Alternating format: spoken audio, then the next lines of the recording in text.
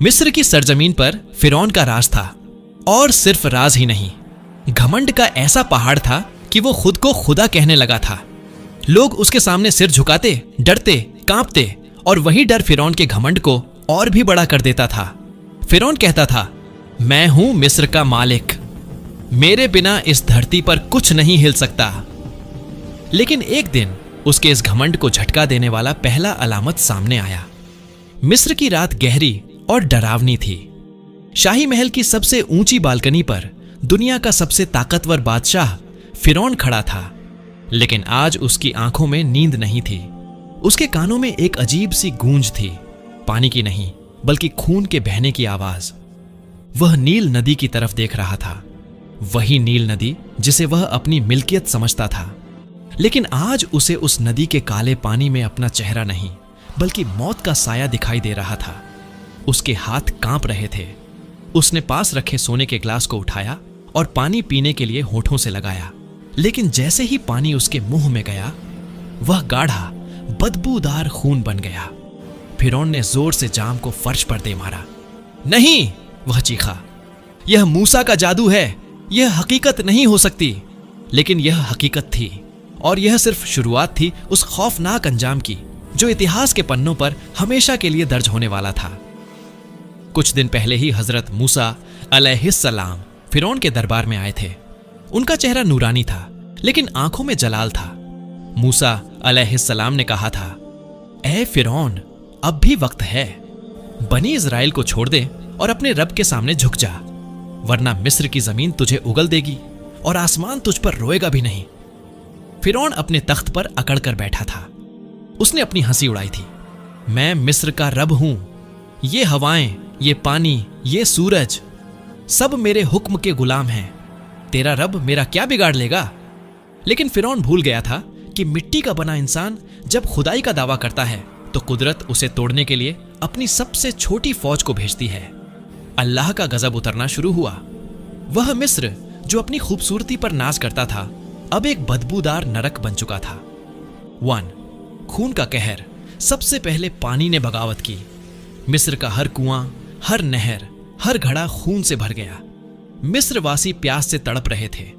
अजीब बात यह थी कि जब कोई बनी इज़राइल का गुलाम पानी पीता तो वह साफ और ठंडा पानी होता, लेकिन जैसे ही कोई फिरौन को मानने वाला उसे छूता, वह गाढ़ा खून बन जाता। फिरौन प्यास से पागल हो रहा था। उसके होंठ सूख कर पपड़ी बन गए थे। वह चिल्लाता, मूसा को बुलाओ, उससे कहो इसे रोके। जब मूसा अलैहिस्सलाम ने दुआ की और पानी साफ हुआ तो फिरौन का घमंड फिर लौट आया। उसने कहा, यह तो बस एक इत्तेफाक था। 2. मेंढकों का हमला। फिर अल्लाह ने दूसरी फौज भेजी। मेंढक। ये कोई आम मेंढक नहीं थे। अचानक लाखों करोड़ों मेंढक मिस्र के घरों में घुस आए। सोचिए उस मंजर को। फिरौन अपने शाही बिस्तर पर लेटने जाता तो मखमल के गद्दों के नीचे से ठंडे चिपचिपे मेंढक निकलते। वह खाना खाने के लिए निवाला उठाता तो खाने के बर्तन में मेंढक कूद पड़ते। वह बात करने के लिए मुंह खोलता तो डर रहता कि कहीं मेंढक मुंह में न चला जाए। पूरे मिस्र में सिर्फ एक ही आवाज थी, डर डर। और लोगों की चीखें। बादशाह हो या फकीर, सबको इन छोटे जानवरों ने घुटनों पर ला दिया था। फिरौन फिर गिड़गिड़ाया, फिर वादा किया, फिर अजाब टला, और फिर उसने वादा तोड़ दिया। 3. जुएं और टिड्डियों का तूफान। फिर हवा ने हमला किया। धूल और मिट्टी जुओं में बदल गई। लोगों के जिस्मों पर, बालों में, कपड़ों में कीड़े रेंगने लगे। वे खुजलाते खुजलाते अपनी खाल नोच लेते थे। उसके बाद टिड्डियों का लश्कर आया। उन्होंने मिस्र के हरे भरे खेतों को खाकर काला कर दिया। जो बागीचे फिरौन की शान थे, वे अब सूखी लकड़ियों का ढेर बन चुके थे। फिरौन का वजीर हामान उसके कान भरता रहा, जापनाह, आप कमजोर नहीं पड़ सकते। अगर आप झुके तो लोग आपको खुदा मानना छोड़ देंगे। यह मूसा का जादू है, बस कुछ दिन का खेल है। यही वो झूठी तसल्ली थी जिसने फिरौन को मौत के मुंह तक धकेल दिया। आखिरी चेतावनी आ चुकी थी। अल्लाह ने हजरत मूसा अलैहिस्सलाम को हुक्म दिया, आज रात अपने लोगों बनी इज़राइल को लेकर चुपके से निकल जाओ। अंधेरी रात में जब मिस्र सो रहा था, लाखों गुलाम खामोशी से अपने घरों से निकले। न कोई शोर, न कोई हंगामा, माएं अपने बच्चों के मुंह पर हाथ रखे हुए थीं ताकि उनकी रोने की आवाज ना आए। यह आजादी का सफर था, लेकिन सुबह होते ही फिरौन के जासूसों ने उसे खबर दी, बादशाह, मूसा अपने लोगों को लेकर भाग गया है, हमारे गुलाम जा रहे हैं। फिरौन गुस्से से लाल हो गया। उसका सीना तकब्बुर, घमंड से फटने लगा। उसने अपनी जिद की हद पार कर दी। मेरी फौज तैयार करो, उसने दहाड़ लगाई। आज मिस्र की जमीन उनका खून पिएगी। मैं मूसा को भी मारूंगा और उसके रब को भी देख लूंगा। 20 लाख की फौज, रथ, घोड़े, तलवारें। फिरौन अपनी पूरी ताकत के साथ निकल पड़ा। जमीन उसके लश्कर के कदमों से कांप रही थी। धूल का गुब्बार आसमान छू रहा था। उसका इरादा पक्का था, आज बनी इजराइल का नामो निशान मिटा देना है। नील के किनारे, मौत और जिंदगी के बीच बनी इजराइल चलते चलते बहर ए अहमर, लाल सागर के किनारे पहुंच गए। सामने ठाठे मारता हुआ गहरा समुद्र था और पीछे से उड़ती हुई धूल बता रही थी कि फिरौन आ रहा है। लोग घबरा गए। उन्होंने चीखना शुरू कर दिया, ए मूसा, तुमने हमें मरवा दिया। सामने समंदर है, पीछे फिरौन है, अब हम कहां जाएं? मायूस चेहरे, रोते हुए बच्चे और कांपते हुए बुजुर्ग, सबको अपनी मौत सामने दिख रही थी। लेकिन हजरत मूसा अलैहिस्सलाम का ईमान पहाड़ जैसा मजबूत था। उन्होंने सुकून से कहा, हरगिज नहीं, मेरा रब मेरे साथ है, वह जरूर रास्ता निकालेगा। तभी अल्लाह का हुक्म हुआ, ए मूसा, अपनी लाठी समंदर पर मारो। जैसे ही लाठी पानी से टकराई, एक भयानक आवाज आई, जैसे आसमान फट गया हो। समंदर का पानी बीच से चीर दिया गया। पानी की लहरें दोनों तरफ बड़े पहाड़ों की तरह खड़ी हो गईं। बीच में सूखी जमीन निकल आई। यह मंजर देखकर लोगों की आंखें फटी रह गईं। यह नामुमकिन था, लेकिन उनकी आंखों के सामने था। मूसा अलैहिस्सलाम ने हुक्म दिया और लाखों लोग उस रास्ते से गुजरने लगे। फिरौन अपने रथ पर सवार तेजी से समुद्र के किनारे पहुंचा। वहां का मंजर देखकर उसने लगाम खींच ली। उसके घोड़े बिधक गए। उसने देखा कि समुद्र 2 हिस्सों में बटा हुआ है और बीच में एक रास्ता है।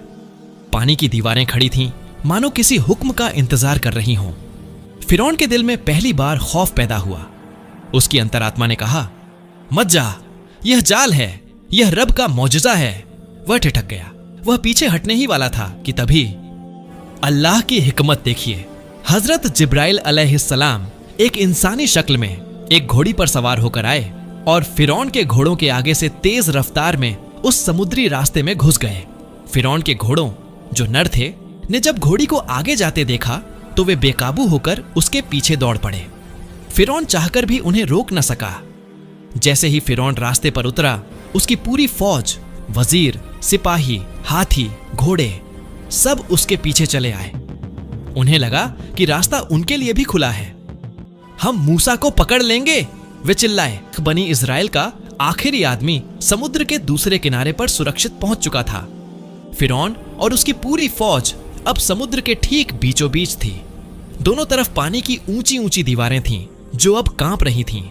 सन्नाटा इतना गहरा था कि रथों के पहियों की आवाज गूंज रही थी।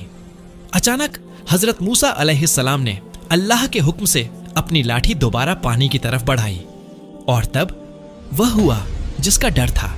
अल्लाह का हुक्म हुआ, मिल जा। पानी की दीवारें जो रुकी हुई थीं, भयानक शोर के साथ एक दूसरे पर गिर पड़ी। हजारों टन पानी एक झटके में फौज के ऊपर आ गिरा। बचाओ की चीखें पानी के शोर में दब गईं। रथ टूट गए, घोड़े डूबने लगे और लोहे के कवच पहने सिपाही पत्थर की तरह समुद्र की तह में जाने लगे। फिरौन पानी की लहरों से लड़ रहा था। वह डूब रहा था, ऊपर आ रहा था, फिर डूब रहा था। उसका ताज कहीं गिर चुका था। उसके शाही कपड़े भीगकर भारी हो गए थे। मौत को सामने देखकर उसका सारा घमंड एक पल में चकनाचूर हो गया। जब पानी उसके गले तक आ गया और सांस रुकने लगी तो उसने वही चीख लगाई जो उसे बहुत पहले लगानी चाहिए थी। उसने चिल्लाकर कहा, मैं ईमान लाया कि कोई माबूद नहीं सिवाय उसके जिस पर बनी इजराइल ईमान लाए, और मैं मुसलमान होता हूं। लेकिन बहुत देर हो चुकी थी। तौबा का दरवाजा बंद हो चुका था। अल्लाह की तरफ से जवाब आया जिसका मफहूम है, अब ईमान लाता है, जबकि इससे पहले तूने नाफरमानी की और फसाद मचाता रहा।